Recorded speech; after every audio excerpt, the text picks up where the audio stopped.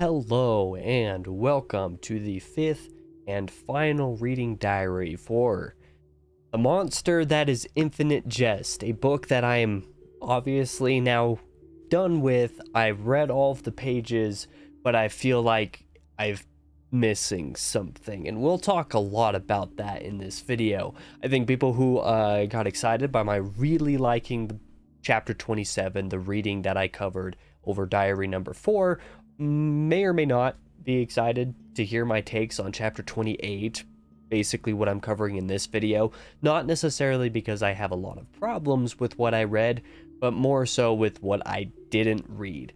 I was able to read this chapter in only 4 days, basically only 3 because I finished the last 9 pages on that fourth day, so we'll just say 4 reading days. So I actually read it quite quickly, all things considered. I got a little sick over the weekend, so spent a little extra time reading because I just edited long Let's Play videos for the second channel, and those take a long time to render on the old workstation. I haven't set up the new workstation quite yet.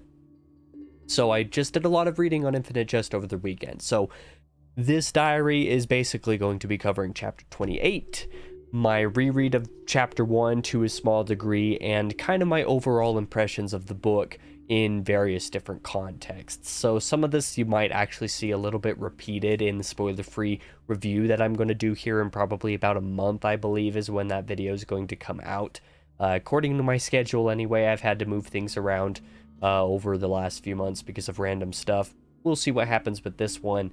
But basically, I'm finished with the book. I'm finished with what exists of Infinite Jest and is available to read, for better or for worse. Again, we'll talk a lot about that. I can't say I loved the ending, even if it is sort of fitting in one degree or another. There's a metaphor in here somewhere with the title being Infinite Jest, funny ha-ha stuff that we'll discuss a little bit. But really, I don't have as much to say this time around as I did last week.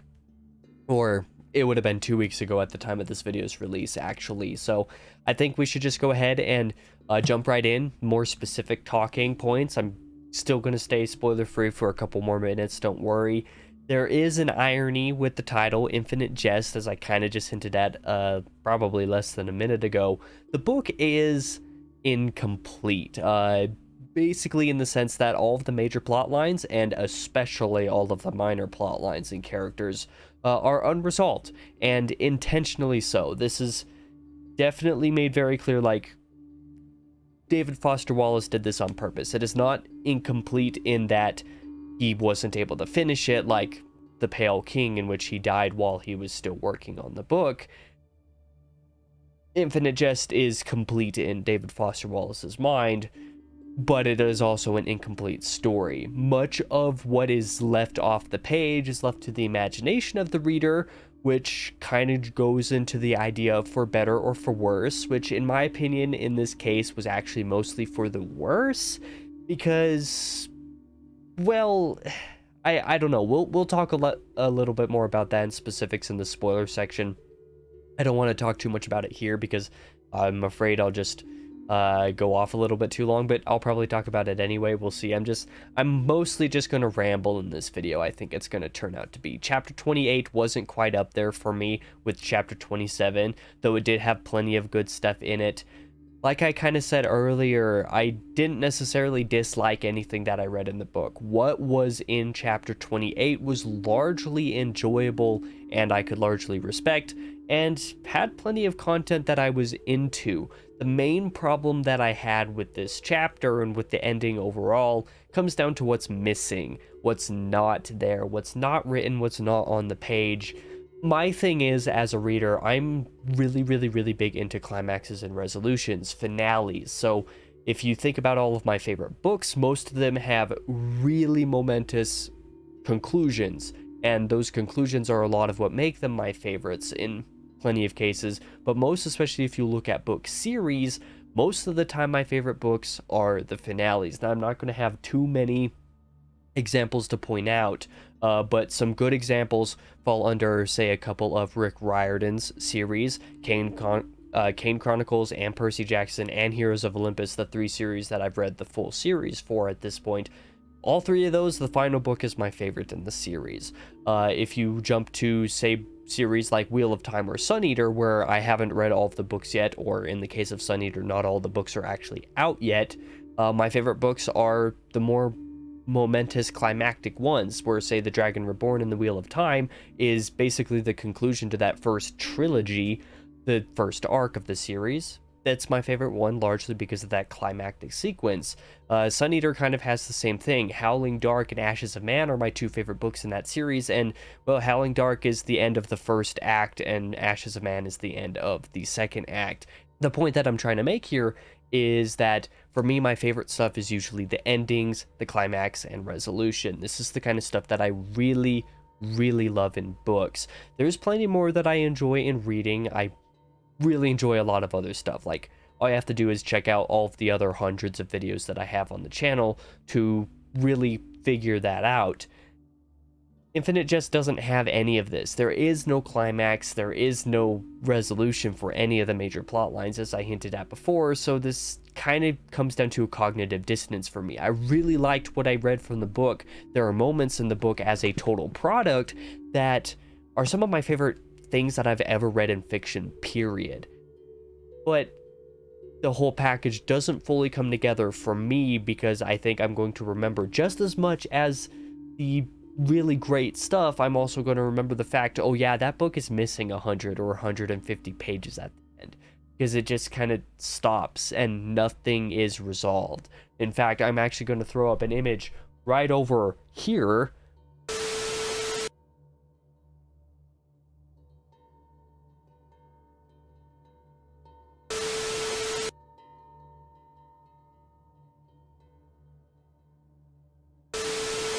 that a friend of mine, Reen, sent to me after I finished reading the book. I was just talking with him this morning, as the time that I'm recording this on August 7th.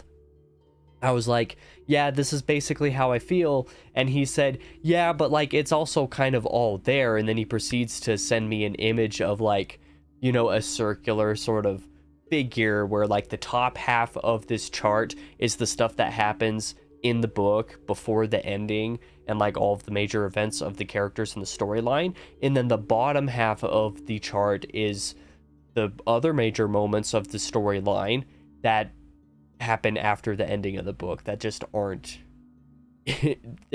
explicitly there. Like, some of them are referenced and hinted at in various different points of the book, most especially in chapter 1. A big reason why you should reread chapter 1 is that it takes place chronologically, the last scene in the entire book.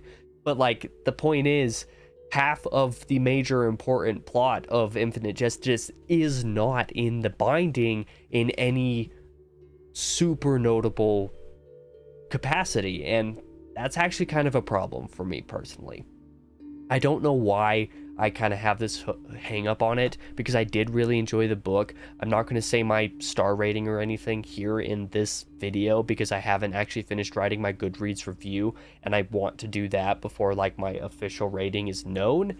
But I did enjoy the book overall, yet I have a huge hang up because of this ending, or lack thereof, as the case may be. But I think I've kind of rambled on about this in a vague manner long enough. Let's actually jump into the spoilers and talk a little bit of what happened in the various different storylines. I can expand some of my opinions a little bit, and then we'll circle back around to some of the stuff at the end in a slightly more spoiler context, and in the context of chapter 1 as well.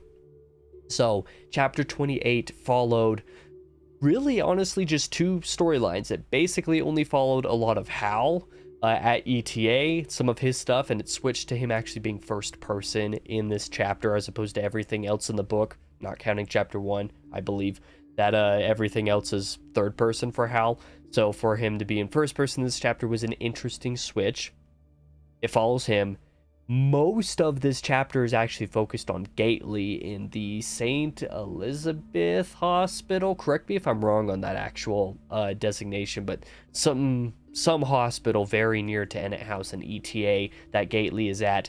Most of this chapter actually follows that, and then there's a couple very short segments from other random stuff, which we'll talk about closer to the end of this regular segment. As for Hal and ETA and a little bit of like AFR stuff happening in the chapter, well, like I said, Hal's POV moves to first person as opposed to third in this chapter, and some of the events were pretty entertaining and also really intriguing in their own way, the way that David Foster Wallace is able to do. Hal wakes up early one day to Stice's forehead, Ortho Stice, his forehead being frozen to a window in the academy. Hal proceeds to try to help Stice out of this predicament by pulling his forehead off the glass, and only ends up like ripping a lot of the forehead literally off that's still stuck to the glass. Kind of a gruesome segment. After this, Hal proceeds to like kind of leave, go back to his room and have a sort of panic attack after leaving Stice in such a bad spot. There's a little bit of extra gross imagery kind of told about this situation a little bit later that's pretty satirical and humorous. Wallace's satire is definitely a standout point of the book. It may not work for everybody, but I found it largely entertaining throughout, and this was just another moment proving just that thing.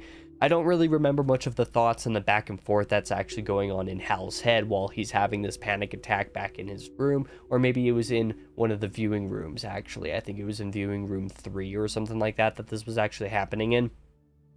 I don't remember, like I said, those thoughts, the back and forth, but I found, the material engaging regardless while I was reading it. While Hal is contemplating some of this stuff, Pemulus actually shows back up in the book, inquiring after Hal so that he can talk about something. We don't really know what it is. I don't think it's ever confirmed. We kind of assume that it's something related to drugs or to the fact that Hal and technically Pemulus still are supposed to be trying to get clean so that they can do their own urine tests later. Somewhere Hal also mentions that Pemulus has been gone for like a week or something like that, and that his mom, Avril, and then his uncle, Charles Tavis, have been more or less missing, or at least that Hal hasn't seen them for a few days as well, which was kind of a weird thing to point out. I wasn't sure what's going on there. Fun fact, this isn't resolved either, so there's still a lot of questions around all of that. There's a little bit of a section during the Hal POVs that features another sort of summary of another one of his fathers himself, James or in Incandenzas, or good old Jimmy's film cartridges, one of the films that he made earlier in the book. I believe it was actually in chapter 27, if I'm not mistaken, that I really loved a lot, was the whole multi-page summary of basically what Blood Sister is about. This time we get a summary of what a different film's about. I forget what this one's called, but it's also about a very messed up prostitution, HIV laden sexual intercourse type thing going on that was really odd, and I can't say that I was into it. It was, I still respect Wallace for committing to the bit so hard with this book throughout the entire thing, but I can't say that I particularly enjoyed this film summary as much. It was definitely really weird. I'm glad that the summary, kind of like the film itself in this universe, was pretty short though. That's all I'll say on that front. Preparation. This is the main thing that the novel kind of like builds up towards, but then does nothing with. Preparation for a tennis match between ETA and Quebec, so some visiting team from Canada. This is the same visiting team that I believe in chapter 27 we saw the AFR infiltrate to some degree, the buses anyway. They infiltrated the buses so that the AFR could easily get to ETA or meet up with ETA in some manner.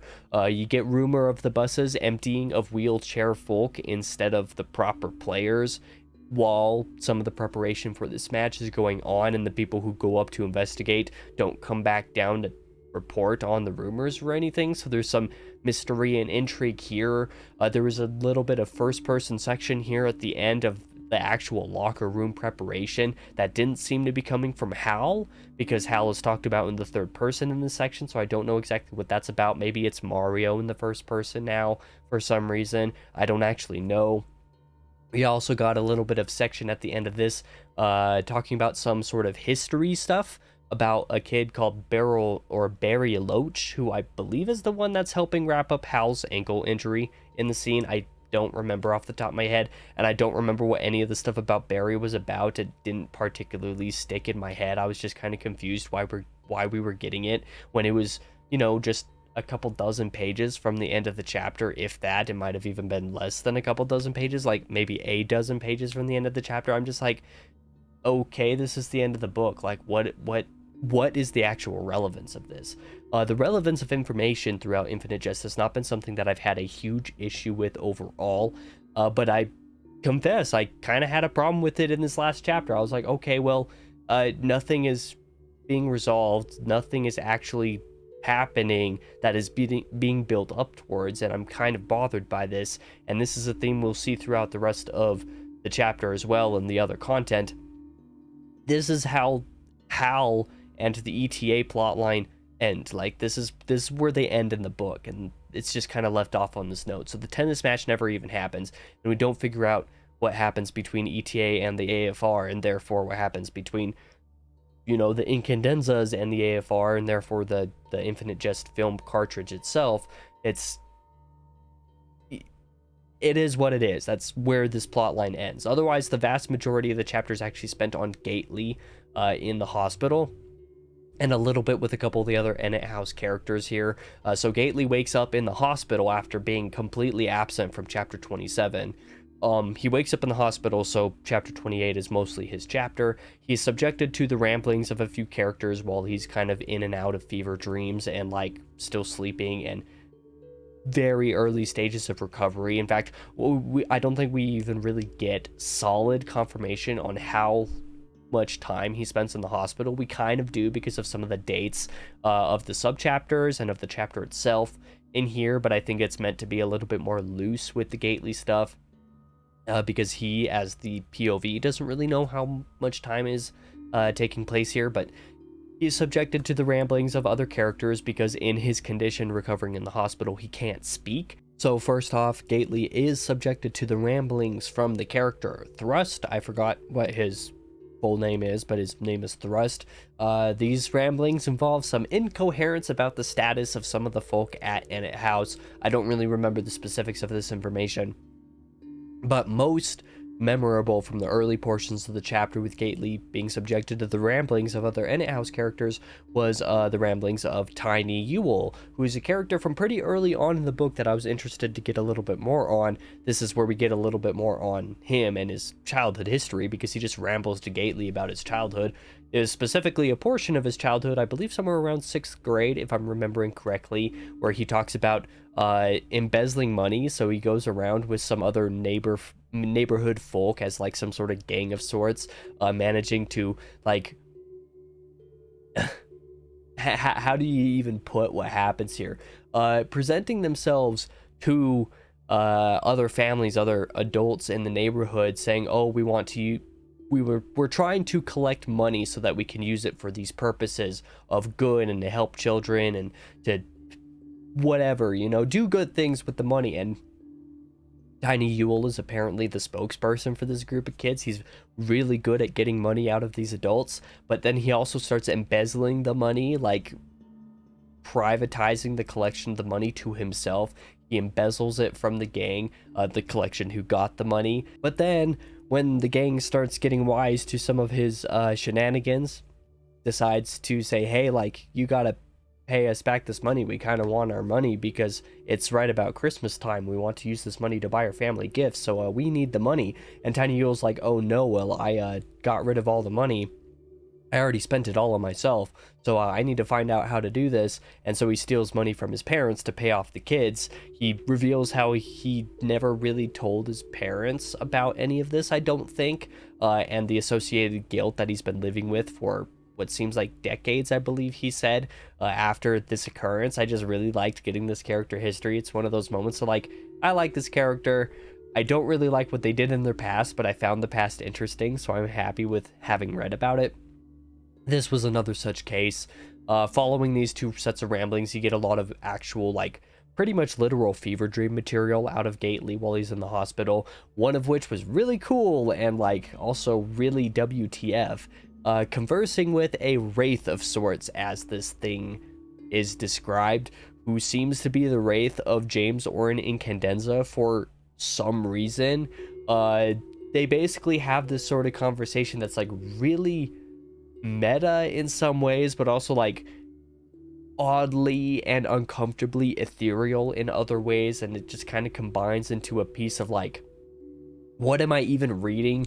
When did David Foster Wallace decide to just get surreal with Infinite Jest out of nowhere for absolutely no reason at all? It was actually kind of entertaining. I enjoyed it, but that is definitely something that happened and that I had to get used to while I was reading. But at one point, the conversation with this Wraith comes down to really just the Wraith of James Warren and Condensa explaining to Gately, yeah, I kind of know what it's like to feel alien, and especially to those around me. I tried to make a connection with my son through entertainment, which is definitely referring to Mario. He talks about creating an endlessly entertaining piece of work, which is definitely the Infinite Jest film cartridge incarnate.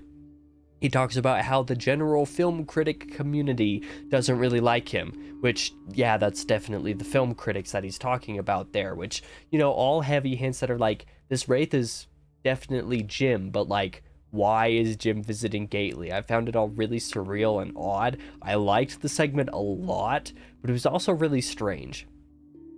But then coming out of this, you also get another great section of Gately dreaming of, well, the section itself isn't necessarily that great. It's pretty weird, but it, you know, leads into something great itself. Gately dreams of Joelle down in the U.S. South, maybe Kentucky, like some sort of like union between them, relationship, which seems pretty promising, but also a little, I wonder how this is going to go type of thing. There are other various Joelle-based fever dreams for all intents and purposes, including conversation and confrontations rather with some weird angelic figure, which seems to be the figure of death, Joelle becoming the angel of death in Gately's dreams to take Gately into the next life. But then this segment of the subchapter kind of ends with Gately not actually dying, the angel of death just saying wait, as if they're not going to kill Gately. So like there's some question marks associated with some of that there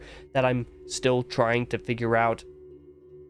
And then some of this goes into more dreams of a character from Gately's old childhood named Mrs. Waite. I believe that's how that's pronounced. Waite, so probably just Mrs. Waite, an old childhood neighbor of his who was basically shunned, told out to be a witch according to the community, and not treated very kindly, but Gately would go visit her at times. There's a story in here of how the witch basically was not really spending money, stopped smoking cigarettes and stuff like this so that she could save money, so that she could make Gately a cake for his birthday, and brings a birthday cake to his birthday party, which is really, really cool. But then the cake is basically ignored. This witch, Mrs. Waite, is made to go back home, not invited into the party. We find out that she's dead very shortly after that, seemingly by her own hand. So there's a little bit of tragedy in there. This portion of Gately's childhood history was really enjoyable to read about, if also a little kind of sad and depressing at the same time, but I enjoyed the material, so it was good. I liked all of this section as well. All of this coming out of it moves to more conversations in the hospital, if you can call them conversations, this time most prominently with Joelle. We get a fantastic dynamic between Gately and Joelle in this section that I really, really, really enjoyed and wanted to get more of, and we proceed to not get any more of it through the rest of the book. There's also some conversations going on with Ferocious Francis, which I think is the nickname. I forget if that's the exact nickname, but basically Gately's sponsor at N House, not helping Gately to be able to resist Demerol or other similar drugs, his drug nemesis. Painkillers and whatnot, for him to be able to continue surviving in the hospital. Because Gately can't really speak because he's got a tube in his mouth. Like, he can't say anything, but Ferocious Francis basically doesn't help to say, hell yeah, this guy shouldn't have Demerol because he has a huge problem with that. He was once addicted to it for a long time. And, like, just don't give it to him type of thing. So Gately's kind of having a mental battle with himself, just like, okay, well, how am I supposed to resist having this when I don't have any other options kind of thing? It's a really intriguing section. I felt like it went on a little bit long in my opinion, but I enjoyed all of it. And then when we come back to Gately a little bit later in the chapter, we get various other portions of Gately's history, his personal history, which again is a lot of really good stuff, but doesn't really go anywhere. We start off getting more recollections from Gately about his high school football career, and kind of get a little bit of hints from David Foster Wallace as the narrator about how this kind of relates to the sports themes of the book, and kind of Orin and Condensa as well. But mostly this is just revolved around Gately himself, the talent that he had, mostly on account of his sheer size, his flirting with drugs, but making football the point in the center of his life. Him getting kicked from academic school, I believe, is kind of how things went. Him coming back later for football the next season and being just a complete wreck because of how centered he becomes on drugs and the intermittency. We get a lot of material about Gately's gang affiliations and kind of the escapades that he gets involved with here, because he works for a guy who runs organized betting rings about different stuff like sports and stuff like that. Thus, Gately collects and pays out bettors. We get information during this whole section that Gately is not much older than Orin, actually, just a couple years older, it seems, which I found a little bit interesting. For some reason in my mind, I imagined Gately as being a few decades older than he actually is, so he's actually like not even in his 30s at this point in the book, even though I felt like for some reason he was like maybe in his 50s or something like that at the absolute youngest, maybe like in his late 30s. I don't know why I got that impression, but I'm glad that this chapter finally disabused me of that notion. We also get a little bit of a straight line through Gately's young adulthood in his various different careers with this sort of, betting and whatnot. We get all of that different kind of stuff that I found interesting. At one point, we also get information not just about Gately's time working for this betting ring organization stuff, but some of his co-workers, one of which named Fax, who steals money from both their boss and from a different one of the bettors on account of mistaken information being given between the two of them. One person thinking the bet was one thing and the other thinking the bet was another thing, and so they both thought they lost and therefore paid out Fax to give to the other person. Fax was just like, oh, I have a huge opportunity to just take all this money and run. So he takes all the money and buys an absurd amount of drugs, ostensibly to move elsewhere to sell it so that he can make even more money. But then he goes on an absurd binge instead, and Gately decides to join in on this binge a little bit, which leads to more fever dreams of the whole situation revolving around Fax, the co-worker, getting a hit put on him by the boss, and Gately just kind of being there for it. We also get, information from about another character that Gately's like sort of quasi-romantically involved with during this segment. I don't even remember her name, really. She's not really that important of a character, but I found the character interesting nonetheless.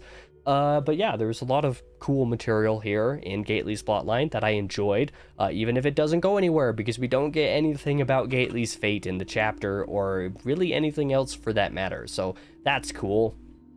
Otherwise, let's talk about the more miscellaneous material that happens in the chapter involving, a little bit more of like kind of Joel's side, some of the USOUS stuff, a little bit more of the AFR stuff, general miscellaneous scenes. Somewhere in the chapter, we get information from 40A as an AFR POV that none of 40A's agents have located Joel yet, even though Meredith is at Ennet House and so is Joel, so I feel like there's definitely got to be some connection that was supposed to happen there, or Meredith should have been able to know that. Maybe it's because Meredith betrays the AFR and therefore doesn't tell that Joel is there, so there's an interesting dynamic there, but again, nothing is really done with it, because you remember that last scene in chapter 27 in which we saw Meredith in the bar with Kate?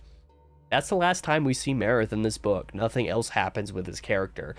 You don't get a resolution with the AFR here, because this is the last time any AFR POVs actually happen in the book, so you don't get anything between Meredith and Joel or anything like that. You don't get Meredith searching for any Infinite Jest film cartridge or anything like that. a lot of stuff that I feel like is just kind of missing from the book at this point. There's a scene of a government meeting between the US stuff, developing ideas for warning younger generations and the general populace as a whole about the Infinite Jest cartridge and how to avoid succumbing to it, because the AFR is trying to be able to distribute and disseminate this film through the entire country to kind of like paralyze an entire portion of Onan, which is interesting. I enjoyed the scene a bit. That's basically all that happens there. I don't think there really needed to be any follow-up to the scene. I think it did fit on its own overall, so I'm happy about that. We got one paragraph seeing Joelle getting got, so to speak, by the US and later questioned a little bit. Kind of in chapter 27, we got a different character basically revealing a lot of information about Joelle and Jim and Orin and the Infinite Jest cartridge and stuff that we don't know. We don't know how much of that information was actually accurate. We get a tiny bit of that information in this chapter because of the questioning that happens, even though there's just not much info here overall. Just a little bit extra on the Infinite Jest cartridge and of Jim, but not really enough. Basically just the hint that the film cartridge was probably buried along with all of the other masters of JOI's films with him. They were buried with him wherever that may be.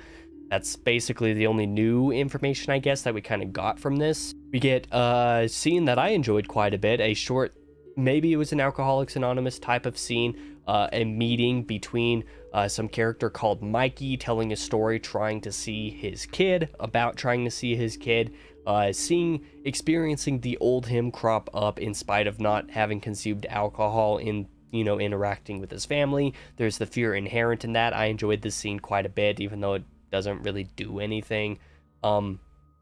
There's a lot of proper F words and American usage C words in this little section that I actually thought was very entertaining and kind of unhinged overall, because David Foster Wallace doesn't actually use that much language in the book. When he does, it's kind of for effect. So this chapter to have a lot of it and to do so good evoking an accent as well with the character was also just very entertaining.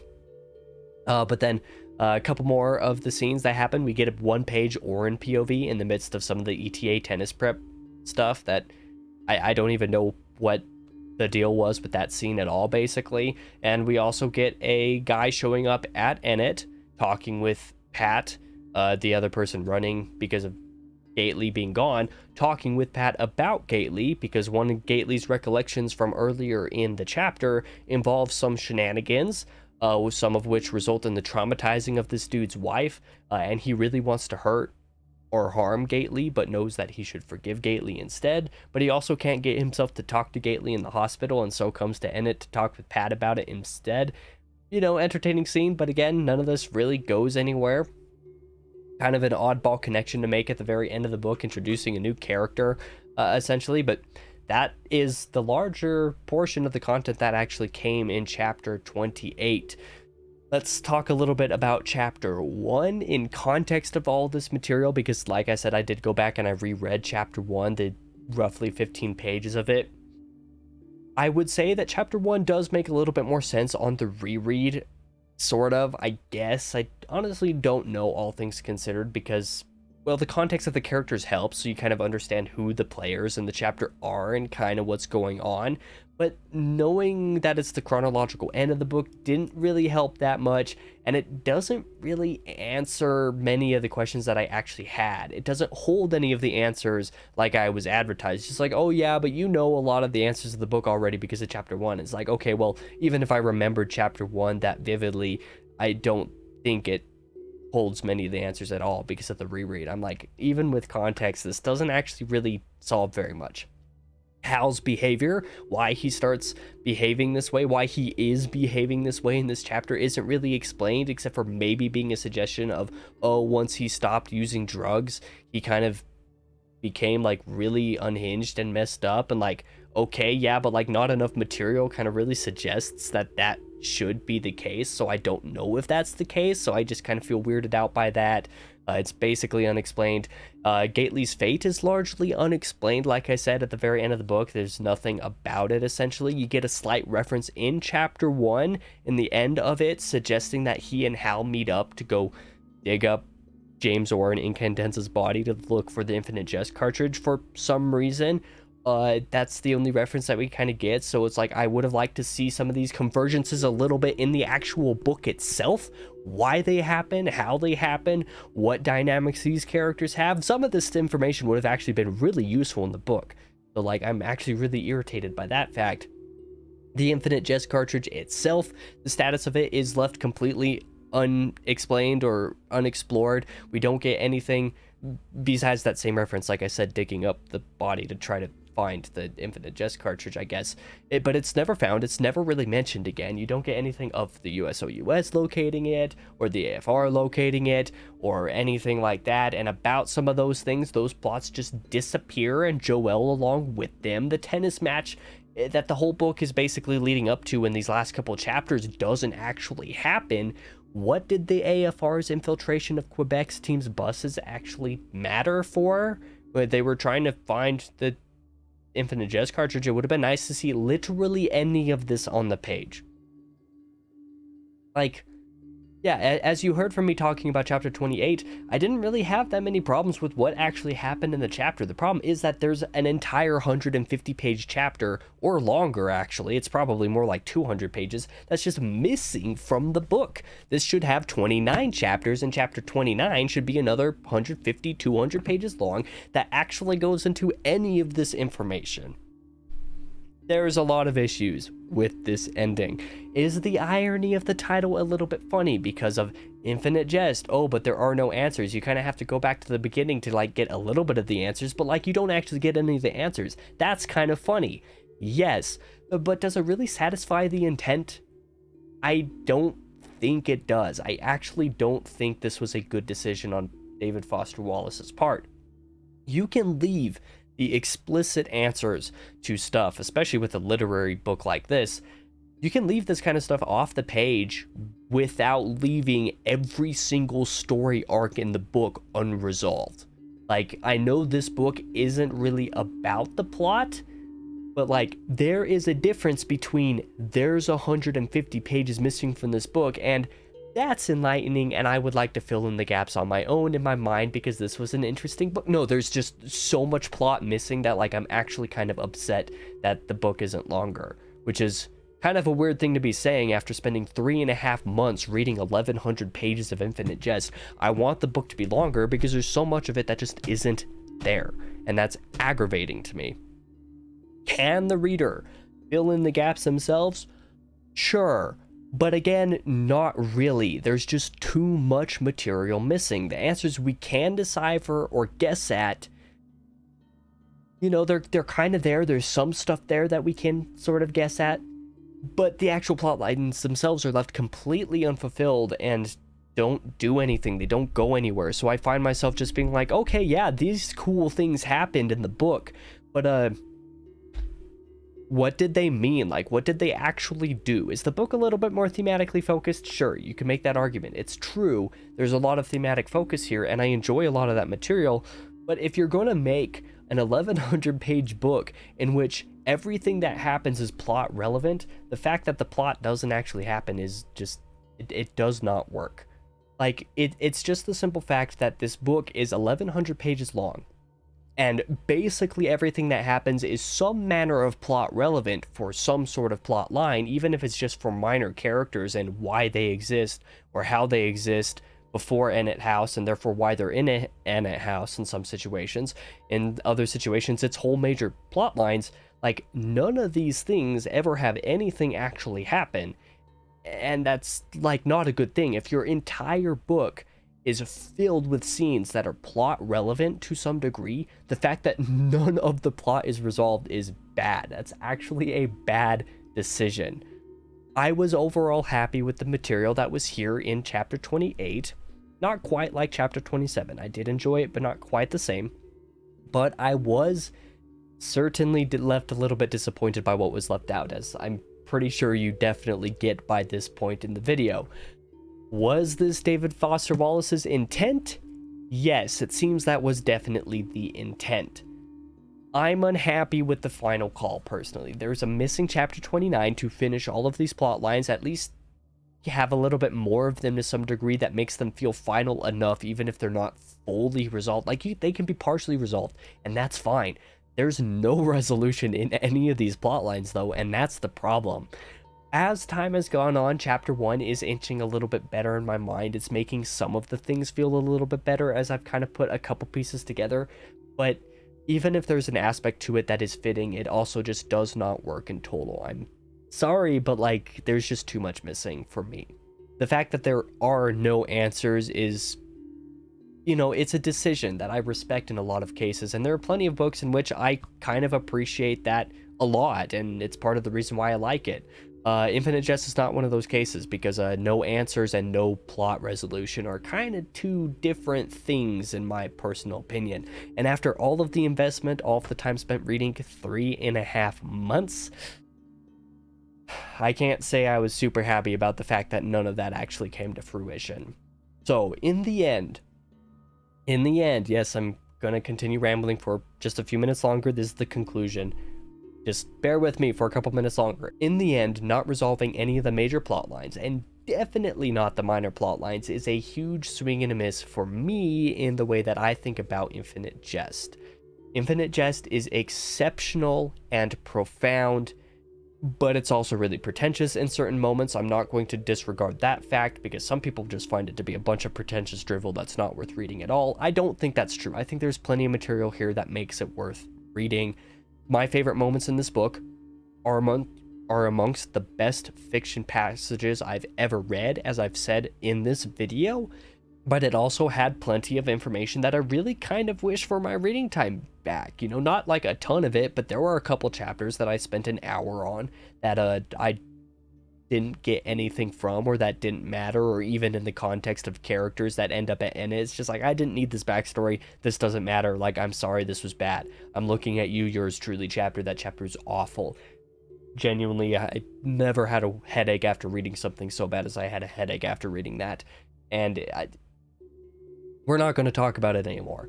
Tons of good to great stuff in between as well. Like, most of the information in this book, most of the content in this book is good, if not great, if not amazing, even if there's a little bit of terrible stuff and a little bit of bad stuff as well in there.